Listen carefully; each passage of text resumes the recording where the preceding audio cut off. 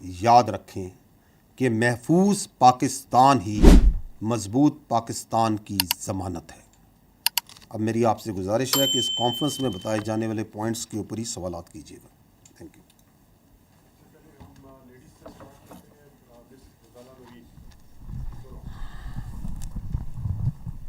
سر Ghazala Noreen Suno News سے۔ سر آپ ہر press conference میں ذکر کرتے ہیں اور ہم جانتے ہیں کہ افواج پاکستان کی بہت قربانیاں ہیں، شہداء ہیں، ان کے اہل خانہ ہیں، اور یقیناً ہم سب کے لیے بہت قابل احترام بھی ہیں۔ ابھی آپ نے ذکر کیا کہ روزانہ کی بنیاد پر 130 سے زائد IBOs ہو رہے ہیں، ایک بہت بڑا فگر ہے، اور ہونا یہ چاہیے کہ اس کے بعد دہشت گردی کے واقعات میں کمی ہوتی، لیکن گراؤنڈ ریئلٹی اس کے برعکس نظر آ رہی ہے۔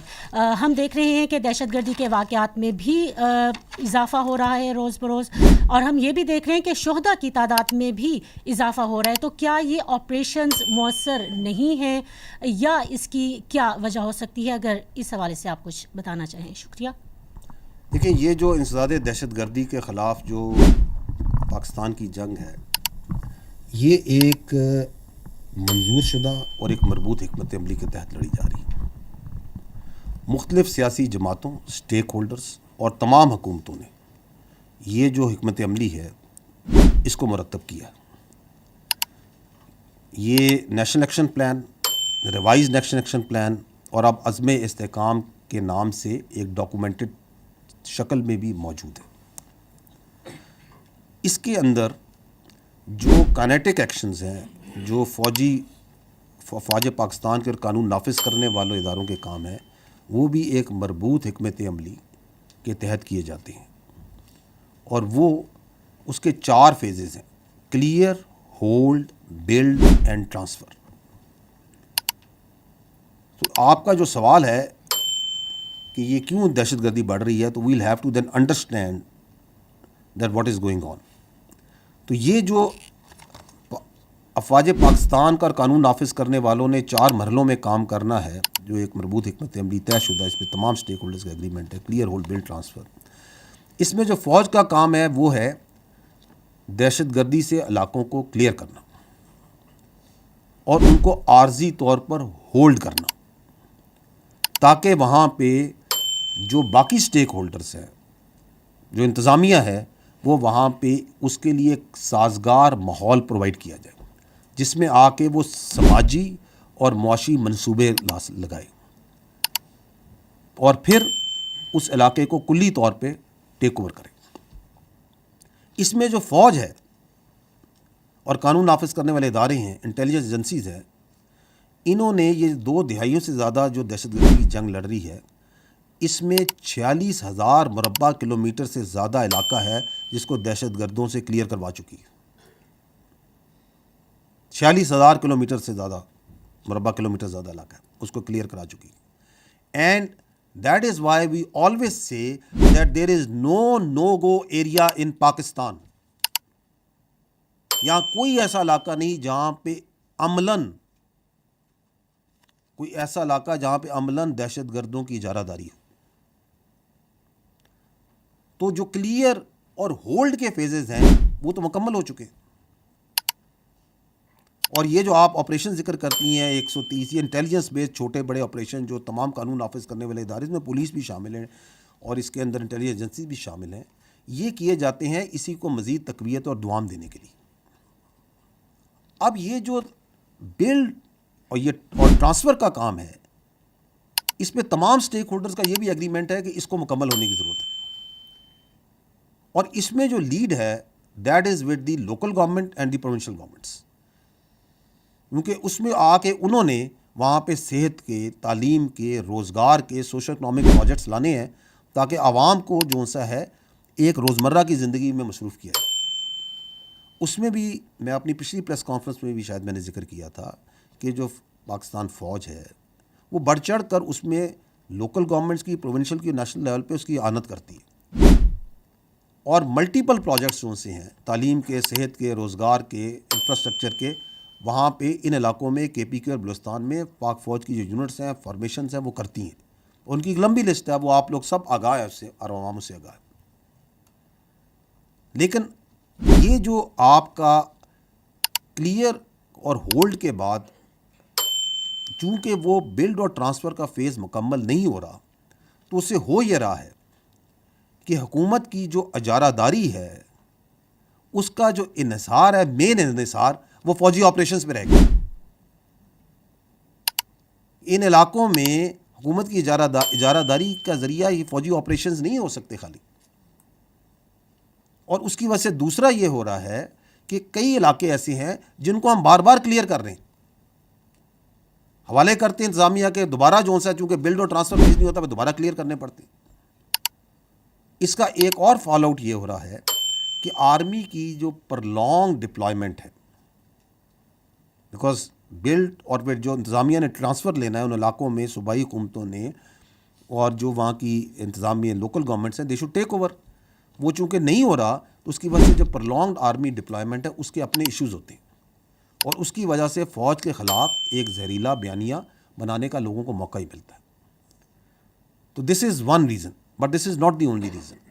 دی ادر ریزن از کہ جو کہ ہمیں اعداد و شمار اور شواہد بتاتے ہیں وہ یہ ہے کہ اگست 2021 سے اس کے بعد سے جو فتنہ الخوارج ہے اور دہشت گرد ہیں، ان کی جو سہولت کاری ہے وہ بڑھ چکی ہے جب سے افغانستان میں تبدیلی آئی۔ اور یہ سہولت کاری جو سی ہے، یہ چاہے ٹریننگ کیمپس کی شکل میں ہو، چاہے یہ لاجسٹک سپورٹ کی شکل میں ہو، چاہے یہ افغان شہریوں کا خود فتنہ الخوارج اور دہشت گردوں میں شامل ہونے کی شکل میں ہو، چاہے یہ خودکش بمباروں کی پروویژن کی شکل میں ہو، چاہے یہ جو چھوڑا ہوا امریکی اسلحہ ہے اس کی جدید اسلحے کی فراہمی کی شکل میں ہو، یہ بڑھ چکی ہے۔ اور اس سلسلے میں حکومت پاکستان افغان عبوری حکومت کے ساتھ رابطوں میں ہے۔ یہ اس برادر، یہ ہمارا پڑوسی اسلامی ملک ہے افغانستان، اور پاکستان نے ہمیشہ اس کا بڑھ چڑھ کے ساتھ دیا ہے، اسپیشلی جب بھی وہاں پہ کوئی مشکلات آئی، اور ہم یہ چاہتے ہیں کہ وہ اس برادر پڑوسی اسلامی ملک کو جس نے ہمیشہ اس کا ساتھ دیا ہے، اس کے اوپر خارجین کو قطعاً فوقیت نہ دے، اور یہ وہ خارجین جن کا نہ کوئی دین اسلام سے تعلق ہے، نہ ان کا انسانیت سے تعلق ہے، اور نہ ہی ان کا کوئی قبائلی اقدار اور رواج سے کوئی تعلق ہے۔ حکومت پاکستان اور افغانستان کے درمیان بہت سی چیزوں میں رابطے ہیں، اچھے تعلقات ہیں، بہت سے معاملات پہ بات چیت چلتی ہے، اور جو لوگ یہ سمجھتے ہیں کہ ان دو برادر پڑوسی اسلامی ممالک میں غلط فہمیاں پیدا کر کے رکھنے ڈال سکیں گے وہ، تو ان کو ہم صرف یہی کہیں گے کہ وہ خیالی دنیا میں رہتے ہیں۔ تیسری جو ایک وجہ ہے، یہ جو بڑھتی دہشت گردی کی آپ نے بات کی، وہ میں بار بار اس فورم سے کہہ بھی چکا ہوں کہ جو فوج ہوتی ہے وہ دہشت گرد سے لڑتی ہے، قوم دہشت گردی سے لڑتی ہے۔ اسی لیے حکومت نے یہ جو ریوائز نیشنل ایکشن پلان کی ایک نئی شکل جو حکمت عملی کی عزم استحکام کے نام سے تمام سٹیک ہولڈر کے ساتھ بیٹھ کے پیش کی۔ اس کا مقصد کیا ہے؟ اس کا مقصد یہی ہے کہ جو وہ non kinetic actions which are essential to defeat terrorism in totality, ان پہ عمل کیا جائے، جس میں لیڈ باقی سٹیک ہولڈرز کی ہے۔ اگر ان میں سے 3 سب سے اہم جو ایکشنز ہیں وہ کیا ہیں؟ وہ ہے کہ پاکستان کے کرمنل جسٹس سسٹم کو مضبوط کیا جائے، ٹیرر کرائم نیکسس کو توڑا جائے، جو دہشت گرد ہیں اور جو کرمنل مافیاز کا آپس میں نیکسس بنا ہوا ہے اس کو توڑا جائے، اور تیسرا کہ پوری قوم یک زبان ہو کر دہشت گردی اور شدت پسندی کے خلاف ایک بیانیے پر کھڑی ہو۔ تو اس میں لیڈ جون سی ہے ان نان کائنیٹک ایکشنز میں بھی باقی سٹیک ہولڈرز کی اور سیاست کی ہے۔ ہم ان کی ہمیشہ کی طرح بھرپور آنت اور معاونت کرتے رہیں گے۔ تو ان نٹشل جو آپ نے بات کی، اور بالکل آپ کا جنون سوال ہے کہ اتنے آپریشنز ہو رہے ہیں، کیوں ہو رہے ہیں، تو میں آپ کو یہ بتانا چاہ رہا ہوں کہ اٹ از بیکاز کہ کلیئر اینڈ ہولڈ مکمل ہو چکا ہے، بلڈ اینڈ ٹرانسفر کا انتظار ہے، اور بڑے عرصے سے انتظار ہے۔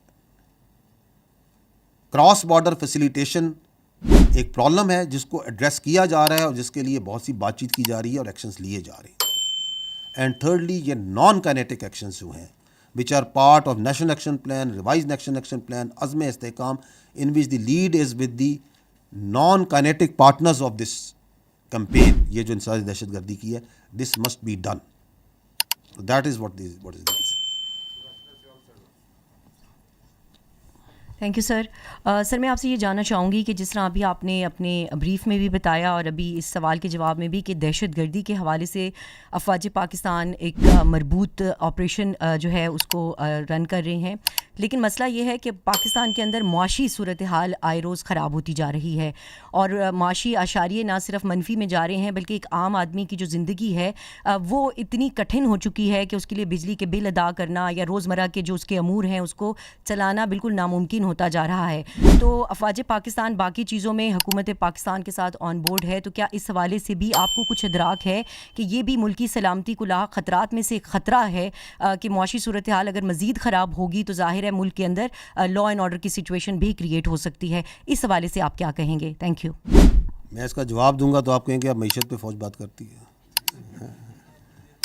I'll have to tread here in the domain جہاں پہ آپ نے سوال کیا, جہاں فوج کی بات کرتے ہیں. دیکھیں, I'll try to answer what is in your mind کہ آپ یہ کہہ رہی ہیں کہ معیشت کی, کہ آپ یہ پوچھ رہی ہیں کہ کیا آپ کو پرابلم نہیں ہے, معیشت نہیں نظر آ رہی ہے آپ کو. دیکھیں, یہ پاکستان جو فوج ہے, اس کے جو جوان ہیں, یہ خود اس پاکستان کے متوسط اور نچلے طبقوں سے آتے ہیں. عمومی طور پہ جو ایلیٹ اشرافیہ یا امیر طبقوں سے تو یہ فوج کے جوان اور افسر نہیں آتے. تو ہمیں بخوبی احساس ہے, ہمیں ادراک ہے, بالکل ہے احساس. اور دوسری بات یہ ہے کہ اس سے ہم جس طرح پاکستان کے عوام ہیں, ہم بھی اس پہ اسی طرح نبرد آزما ہوتے ہیں جس طرح باقی آپ لوگ نبرد آزما اور پاکستان کے عوام نبرد آزما ہوتے ہیں. But I will not talk here on the individual level. Let me try to give you a perspective کہ اداراتی طور پہ کیا ہو رہا ہے, کیونکہ آپ کہہ رہی ہیں کہ معیشت کا آپ کو احساس ہے اور یا نہیں ہے. دیکھیں, 2022-23 میں ہمارا جو دفاعی بجٹ تھا پاکستان کا, وہ جی ڈی پی کا 1.9% تھا. یہ جو رواں سال ہے, اگلا سال 23-24, اس میں ہر سال ہمیشہ مہنگائی بڑھتی ہے نا, اس میں لیکن جو ہمارا دفاعی بجٹ ہے وہ گھٹ کے 1.7% ہے. تو we are self, the defence forces of Pakistan have reduced their expenditures. پھر میں پہلے بھی یہیں سے یہ پہلے بھی آپ لوگوں کے گوش گزار کر چکا ہوں کہ اگر ہم خالی اس وقت فوج کی بات کرتے ہیں, پاکستان فوج کی بات کرتے ہیں, تو پچھلے مالی سال کے اندر 100 ارب روپیہ تو اس فوج نے ہارڈ کرنسی جو سی ہوتی ہے وہ جمع کرائے ٹیکسز میں اور ڈیوٹیز کی مد میں. اور جو ہمارے رفائی ادارے ہیں, ذیلی ادارے ہیں, 260 ارب روپے انہوں نے جمع کرائے. اس کے اندر آپ کی فوجی فاؤنڈیشن نے 223 ارب روپے, ڈی ایچ ایس نے 23 ارب روپے کے ٹیکسز اور ڈیوٹیز, این ایل سی نے تقریباً 3.5 ارب روپے, آرمی ویلفیئر ٹرسٹ نے تقریباً 3 ارب روپے, اور باقی سب نے تو وہ ملا کے 260 ارب. اور کلی طور پہ تو فوج اور اس کے جو ادارے ہیں, ذیلی ادارے, رفائی ادارے, 360 ارب روپے کی خطیر رقم تو صرف ٹیکسز ڈیوٹیز میں جمع کریں. And other than that you know, آپ سب کو سامنے ہے کہ جو فوج ہے اس کی یہ پریکٹس بھی ہے, کلچر بھی ہے کہ یونٹ لیول سے لے کے آرمی لیول تک جتنا ہم سے پاسبل ہو سکتا ہے اس سے بڑھ کر جو عوام کی فلاح و بہبود کے لیے جو کام ہے وہ فوج کرتی ہے. چاہے وہ گلگت بلتستان میں ہوں, سندھ میں ہوں, بلوچستان میں ہوں, خیبر پختونخوا میں, کہیں بھی ہوں, ہاسپٹلز میں, تعلیم میں, صحت میں, روزگار کے مواقع, ایگریکلچر میں, دیر ملٹیپل پروجیکٹس ان پہ کام چھوٹے لیول پہ اور بڑے لیول پہ بھی کیا جاتا ہے. اور نیشنل لیول میں تو آپ کے حال میں آپ کے سامنے ہے کہ جو ایس آئی ایف سی ہے, اس کے اندر جو فوج اپنا ایک رول ادا کر رہی ہے حکومت کی اعانت مدد کرنے کا, that is also directed towards improving the economic condition and facilitating the people of Pakistan. اور پھر یہ جو ابھی آپ نے پہلے جو ہم بات کرتے ہیں, ہر بار آپریشنس کی بات کرتے ہیں, کاؤنٹر ٹیررزم آپریشنس کی بات کرتے ہیں, تو یہ ہم کیوں کرتے ہیں؟ چاہے وہ فتنہ الخوارج کے خلاف لڑ رہے ہیں, چاہے ہم بلوچستان میں دہشت گردوں کے خلاف لڑ رہے ہیں جو ترقی کے دشمن ہیں, یہ اس لیے کرتے ہیں تاکہ پاکستان میں دائمی امن قائم ہو. Because without peace and stability and security, there cannot be any economic prosperity. میں نے ابھی تھوڑی دیر پہلے یہ کہا ہے کہ ایک محفوظ پاکستان ہی ایک مضبوط پاکستان کی ضمانت ہے. تو ہماری یہ جو ہر روز کے انٹیلیجنس بیسڈ آپریشنز ہیں, جو شہادتیں ہیں, قربانیاں ہیں, they are directed towards this stability and prosperity.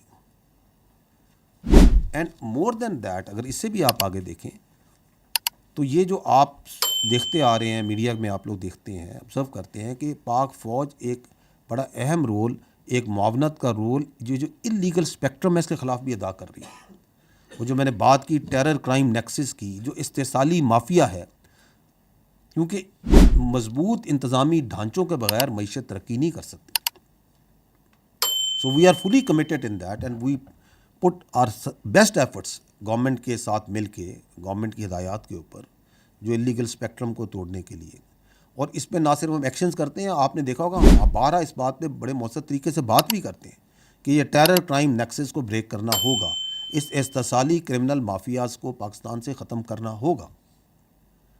تو اگر ٹوٹیلیٹی میں بات کریں تو جو آپ نے کہا کہ ہمیں ادراک ہے, ہمیں نہ صرف ادراک ہے, میں تو آپ کو یہ کہوں گا کہ ہمارے تمام ایکشنز ڈائریکٹلی اور انڈائریکٹلی ان کا ایک کلیدی رول پاکستان کی معیشت کو اور پاکستان کے عوام کی فلاح و بہبود کے لیے.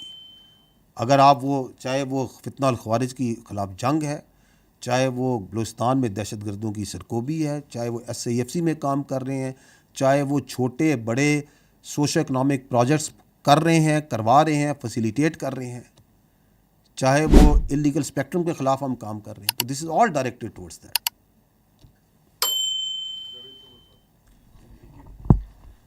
سر میرا نام جاوید سمرو ہے, ہم نیوز سے تعلق ہے میرا.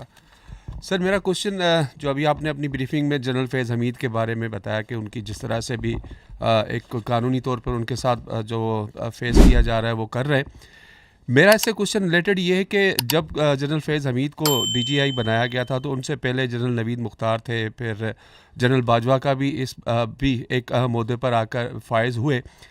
تو آپ نہیں یہ سمجھتے کہ جب جنرل فیض حمید کو لایا جا رہا تھا تو ان کی اندازہ نہیں تھا کہ وہ اس طرح سے ایک سیاسی جماعت کے ساتھ جا کے سمپتھیز لیں گے, ان کے ساتھ ان کے قریب جا کر ان کو بہت زیادہ ان کو فیور کریں گے. تو آپ کیا سمجھتے ہیں کہ ان کے جو یہاں تک لانے پر, اس عہدے تک لانے پر, ان دونوں شخصیات کے کردار کو آپ کس نظر سے دیکھتے ہیں, جیسے جنرل باجوہ صاحب ہیں اور جنرل نوید مختار صاحب ہیں؟ دیکھیں یہ ISI کا جو ڈائریکٹ باس ہوتا ہے وہ کون ہوتا ہے؟ پرائم منسٹر ہوتا ہے. تو آپ نے اس وقت کے وزیر اعظم کا تو ذکر نہیں کیا. پوائنٹ از کہ یہ جو اپنا, میں پہلے بھی کہہ چکا ہوں کہ جو ہمارا جو احتساب کا عمل ہے نا, وہ بالکل شفاف ہے, سخت ہے, کڑا ہے, but it does not work on allegations. وہ ثبوت و شواہد پہ کام کرتا ہے, یہ نہیں کہ الزامات پہ کام کرتا ہے, وہ ثبوت و شواہد ہوتے کے اوپر کام کرتا ہے. پہلی بات تو یہ. دوسری بات یہ ہے کہ اس میں اگر کوئی بھی فرد, چاہے وہ کسی بھی عہدے پر ہو, کسی بھی رینک پر ہو, اگر وہ قواعد و ضوابط اور قانون کے باہر جاتا ہے تو فوج کا جو سسٹم ہے سیلف اکاؤنٹیبلٹی کا اور باقی جو ڈسپلن کا سسٹم ہے, یہ اس کو واپس قانون کے قاعدے میں لے کے آتا ہے. اور یہ بھی آپ دیکھ بھی رہے ہیں, یہ جو کارروائی ہو رہی ہے, this is exactly what has happened, کہ کوئی باہر گیا تو واپس اسے لے کے آیا. یہ جو اپنا اس پرٹیکولر کیس کے اندر جو اپنی ذاتی حیثیت میں ذاتی فائدے حاصل کرنے کے لیے جو کام کیے گئے, ان کے جو ثبوت اور شواہد ہیں وہ آپ کی جو انکوائری ہے اس کے سامنے ہے. جو ہماری پریس ریلیز تھی اس میں ہم نے آپ کو یہ بھی بتایا تھا کہ ریٹائرڈ آفیسر پہ یہ الزام بھی ہے کہ انہوں نے ذاتی مقاصد کے لیے مخصوص سیاسی عناصر کے ایما پر قانون کی اور آئینی حدود و حدود سے تجاوز کیا. جو آپ بات کر رہے ہیں, اگر کوئی شخص اپنے ذاتی حیثیت میں اپنے ذاتی فائدے کے لیے کوئی غیر قانونی کام کرتا ہے تو بغیر ثبوت اور شواہد کے اس کو کسی اور شخص سے منسلک کرنا مناسب نہیں ہے. تو یہ جو ایک آن گوئنگ جو ایکٹیویٹی ہے جو لیفٹیننٹ جنرل ریٹائرڈ فیاض حمید کا جو فل جنرل کورٹ مارشل کا کیس ہے، یہ ایک سبجوڈس میٹر بھی ہے. اس کے اپنے قانونی تقاضے ہوتے ہیں سبجوڈس میٹر کے. تو اس میں جو ضروری تفصیلات سمجھی جائیں گی، آگے بھی جو آئیں گی وہ وقتاً فوقتاً سے پھر آپ کو آگاہ کیا جائے گا.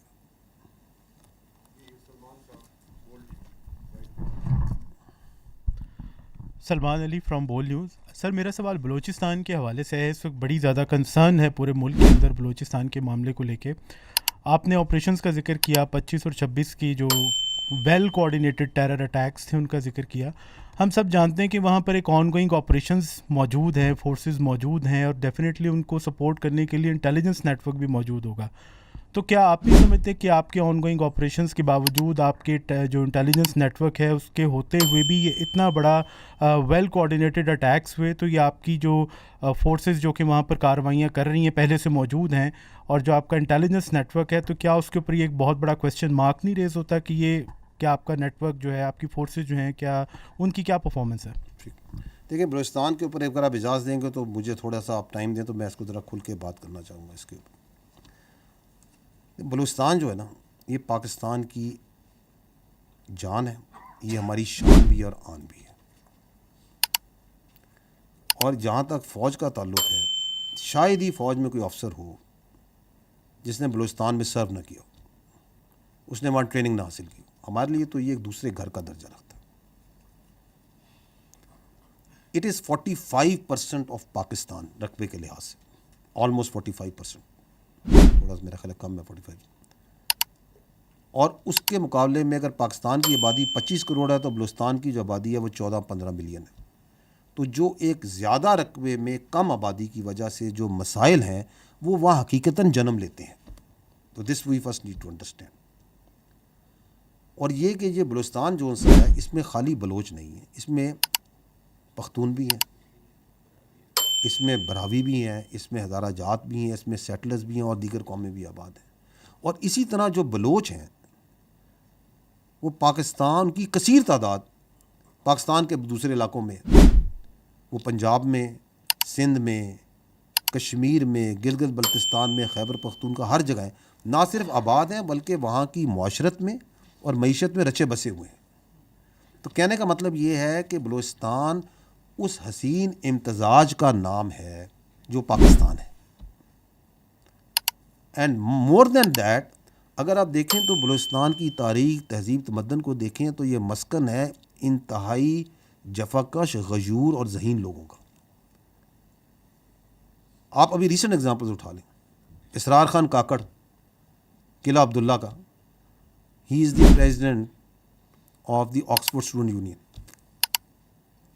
شاہ زیب رند ہے، وہ میں خیال 20 سے کچھ سیکنڈ ہوں گے اس میں انہوں نے وہ انڈین اپنے حریف کو چت کر دی. بلوچستان کا آپ کی آوران میں جو خاتون وہاں کی پہلی ڈپٹی کمشنر عائشہ زہری ہیں، اگر خواتین کی بچیوں کی بات کرتے ہیں، شی از اے بلوچ.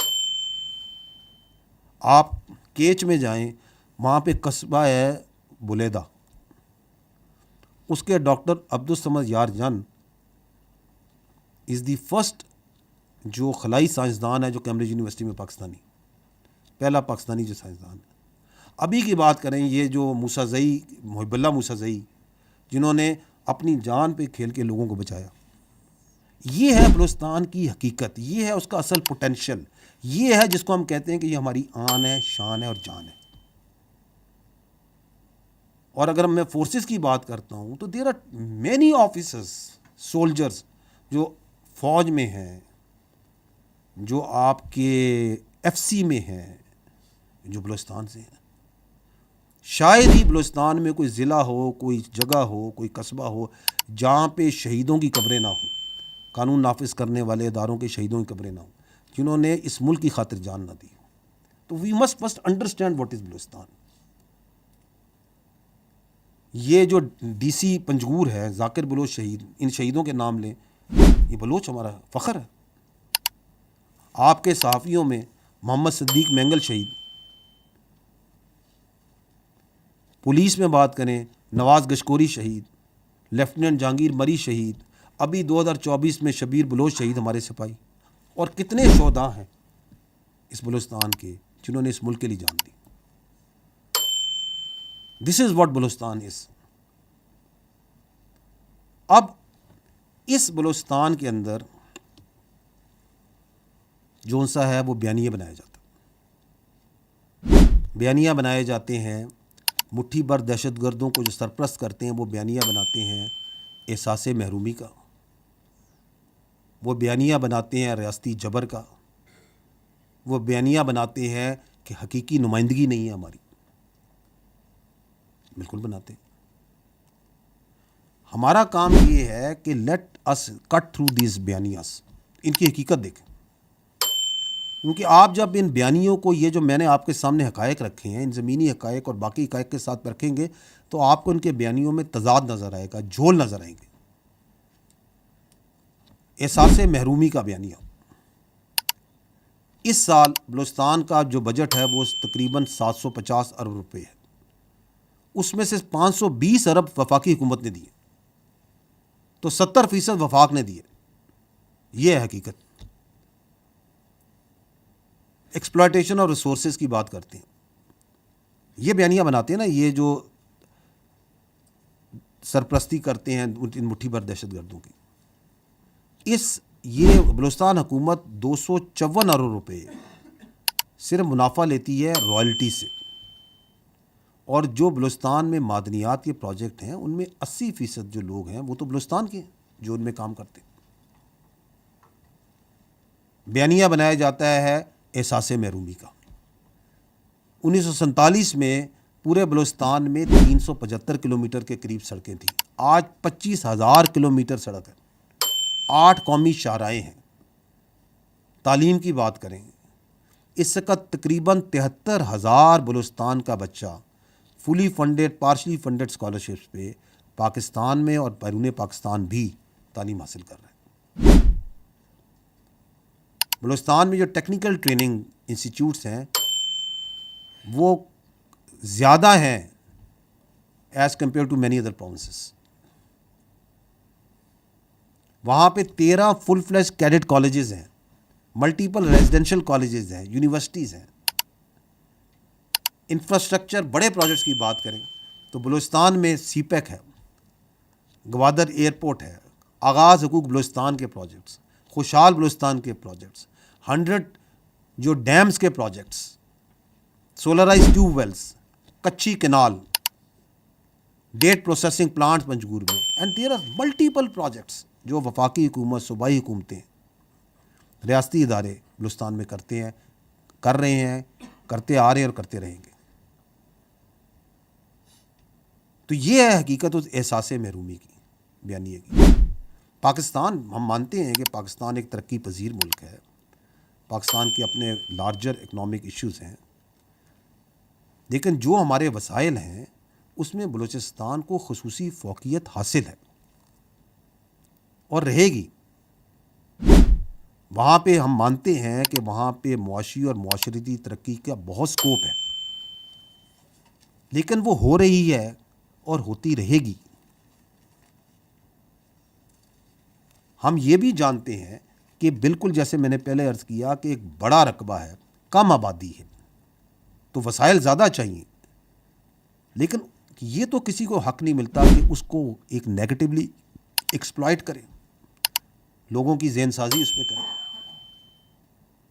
अब आप देखें ये जो बयानिया बनता है कि जी हमारी हकीकी नुमाइंदगी नहीं है, तो मैं ये आपसे सवाल करता हूँ कि आप ये बताएं कि बलूचिस्तान में कौन सा सियासी निज़ाम है? वही सियासी निज़ाम है जो बाकी सूबों में है, जो पाकिस्तान में। कोई डिफरेंट है वहाँ पे नुमाइंदगी देने का निज़ाम? It is the same. तमाम जो सियासी पार्टियाँ हैं, चाहे वो कौमी लेवल की हों या निचले सूबे के लेवल पे भी हों, वो बलूचिस्तान की सियासत में भरपूर हिस्सा लेती हैं।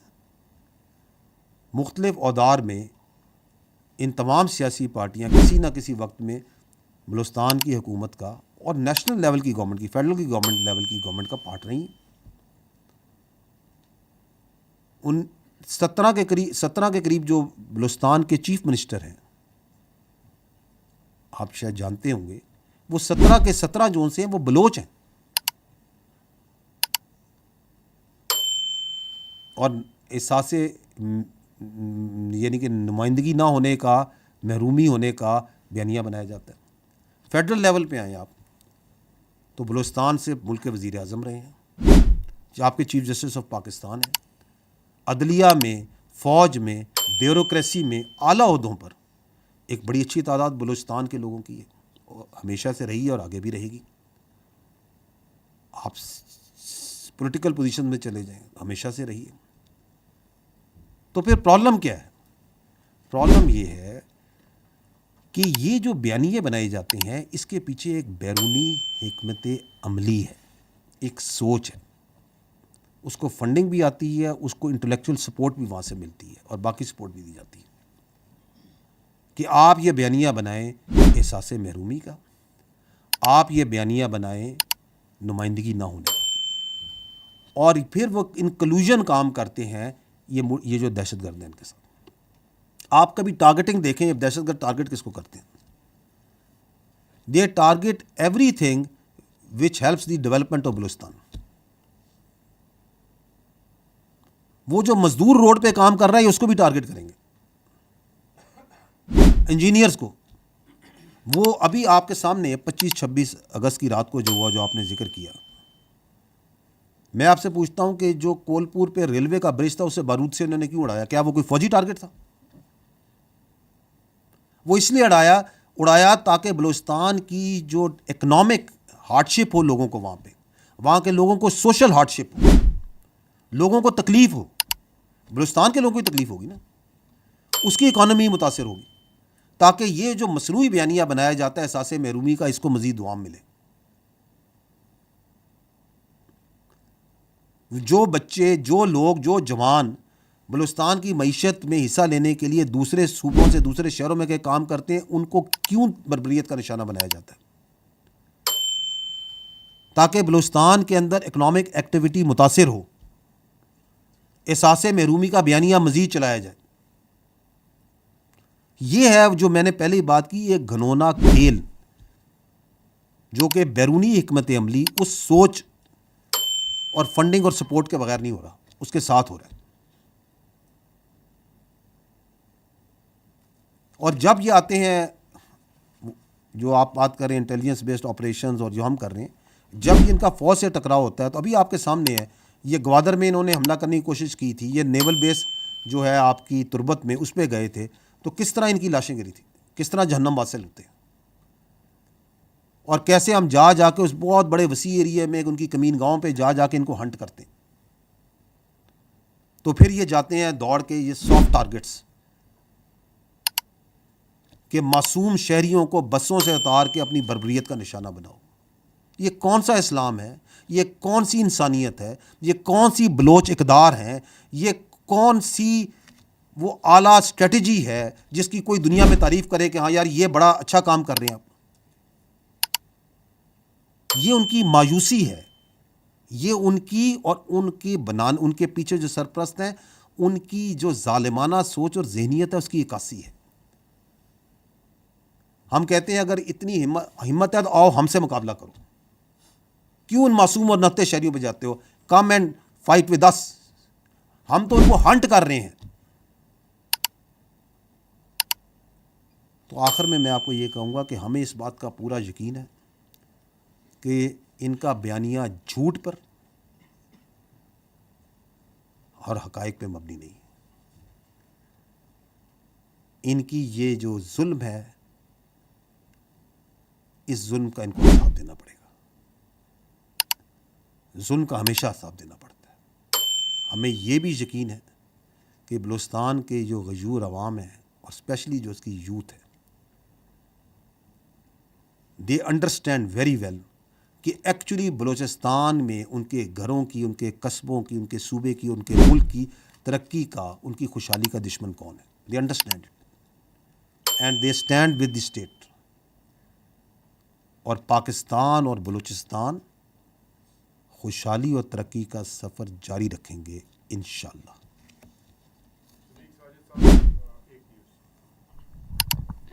صدیق ساجد جی، ایک نیوز سے ابھی آپ نے فوج کے اندر خود احتسابی کی بات کی اور جنرل ریٹائرڈ فیض حمید کے کورٹ مارشل کی، تو جیسے جیسے کورٹ مارشل کی پروسیڈنگ آگے بڑھ رہی ہے، جو تحریک انصاف کے رہنما ہیں وہ ان خدشات کا اظہار کر رہے ہیں کہ جو بانی پی ٹی آئی ہیں ان کو فوجی تحویل میں لیا جا سکتا ہے یا ان کے خلاف بھی فوجی جو ملٹری ایکٹ ہے اس کے تحت کارروائی ہو سکتی ہے، اس پر کیا کہیں گے؟ دیکھیں، میں نے آپ کو پہلے عرض کیا کہ ایک سبجوڈس میٹر ہے اور آپ کا سوال ہائپوتھیٹیکل بھی ہے، لیکن میں آپ کو یہ ضرور کہوں گا کہ فوجی قانون کے مطابق کوئی بھی شخص اگر کسی فرد کو یا افراد کو جو آرمی ایکٹ کے تابع ہوں ان کو اپنے ذاتی یا سیاسی مقاصد کے لیے استعمال کرے اور اس کے ثبوت اور شواہد موجود ہوں تو قانون اپنا راستہ خود بنا لے گا۔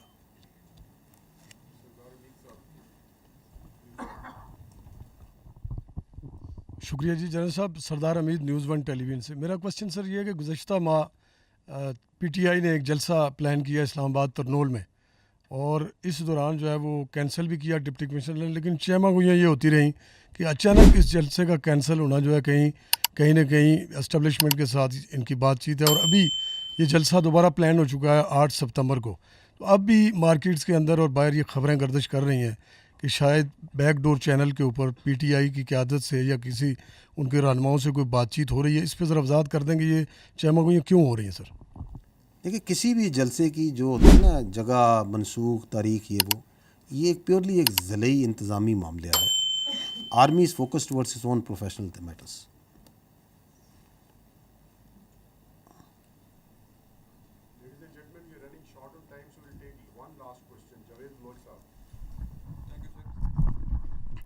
سر جاوید بلوچ، نیوز سے۔ سر میرا کوشچن جنرل فیض سے متعلق ہے کہ آلموسٹ 3 ویکس ہو گئے ہیں انہیں گرفتار ہوئے، اور پھر جنرل کورٹ مارشل کی کارروائی بھی ہو رہی ہے۔ اس کے بعد سر خبر آتی ہے کہ 2 بریگیڈیئرز اور 1 کرنل بھی گرفتار ہوئے۔ سر پتہ یہ کرنا چاہ رہا ہوں کہ پروسیس کیا ہے، کتنا ٹائم لے گا یہ ساری کارروائی مکمل ہوتے ہوئے، اور سر دوسرا یہ کہ کتنے اور لوگ ہیں جو گرفتار ہو چکے ہیں اس کے بعد؟ دیکھیں، جو ہمارا ملٹری کا سسٹم ہے،